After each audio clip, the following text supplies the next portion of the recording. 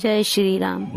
दोस्तों, पौराणिक कथा रामलला के अंतर्गत देवताओं की भगवान से अवतार के लिए प्रार्थना की कथा बताने वाली हूँ, तो आप वीडियो के अंत तक बने रहें।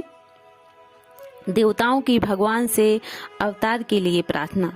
ब्रह्मा के वरदान के बल पर रावण अजेय हो चुका था।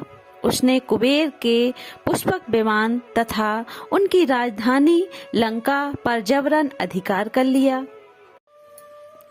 देवराज इंद्र को परास्त कर उसने अमरावती को जीत लिया।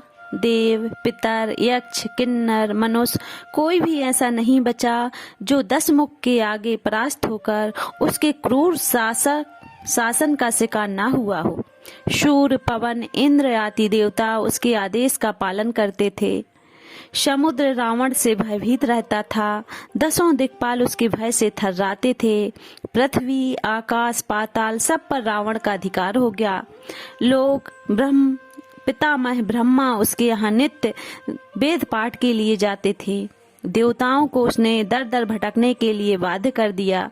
सृष्टि में कोई भी ऐसा प्राणी नहीं बचा जो रावण के आगे घुटने ना टेक दिए हों।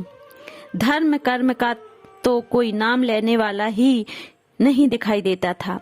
उसके राज्य में चारों तरफ अधर्म का साम्राज्य स्थापित हो गया। रावण के अत्याचार से संतप्त होकर एक दिन सभी देवता मिलकर एक साथ ब्रह्मा जी के पास गए और कहा, पितामह, आपके वरदान के बल से रावण धर्म को निर्मूल करने में लगा है। चारों तरफ त्राही त्राही मच गई है। धरती माँ भी उसके अत्याचार से व्याकुल हो उठी है। हम सभी देवताओं के अधिकार और पद को उसने छीन लिया है। अपने ही उसको वरदान देकर सबल बनाया है। अतः आप ही उसके अत्याचार को समाप्त करने का कोई उचित उपाय भी समझाने की कृपा करें। ब्रह्मा जी ने कहा, देवताओं, मैं भी रावण को वर देकर विवश हो चुका हूँ। मेरी बुद्धि भी इस विषय में मेरा साथ देने में असमर्थ है। हाँ, यदि श्री हरि की सहायता मिल जाए तो बात बन सकती है। वही हम सबके एकमात्र रक्षक है। ब्रह्मा जी का यह विचार सबको उचित लगा। सब लोगों ने साधु साधु कहकर इसका समर्थन किया। सभी देवता आपस में विचार करने लगे कि प्रभु से मिलने के लिए कहाँ जाएं। जितने देव उतने मत। कोई वैकुंठ की बात करता है तो कोई क्षीर सिंधु में जाने के लिए कहता है। उस सभा में भगवान शिव भी उपस्थित थे। उन्होंने कहा, प्रभु से जल, थल, आकाश, पाताल कोई भी स्थान खाली नहीं है। आवश्यकता है उन्हें प्रेम से पुकारने की। भगवान शिव की बात सबको अच्छी लगी।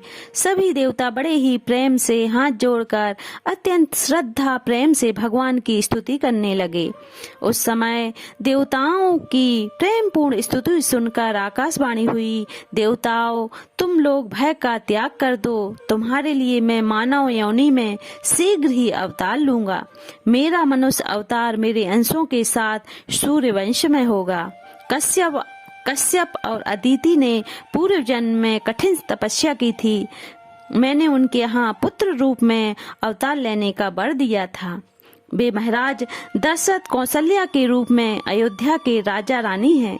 मैं उनके यहाँ राम, लक्ष्मण और भरत शत्रुघ्न नाम से 4 भाई रूपों में अवतार लूंगा तथा मेरी आदि शक्ति जनकपुर में महाराज जनक की पुत्री सीता के रूप में अवतरित होंगी। मैं राक्षसों को मारकर शीघ्र ही पृथ्वी का भार हरण करूंगा। देवताओं, अब तुम सब निर्भय हो जाओ। आकाशवाणी सुनकर सभी देवगण परम प्रसन्न हुए और ब्रह्मा जी ने देवताओं से कहा कि तुम लोग स्वयं भी रावण के विरुद्ध युद्ध में भगवान की सहायता करने के लिए बंदरों के रूप में अवतार ग्रहण करो। फिर सभी देवगण बंदरों के रूप में धरती पर प्रकट हुए और प्रभु के अवतार की प्रतीक्षा करने लगे। जय श्री राम। दोस्तों, वीडियो कैसा लगा कमेंट करके जरूर बताएं। वीडियो अच्छा लगे तो चैनल को सब्सक्राइब कर दें। जय श्री राम, श्री सीताराम।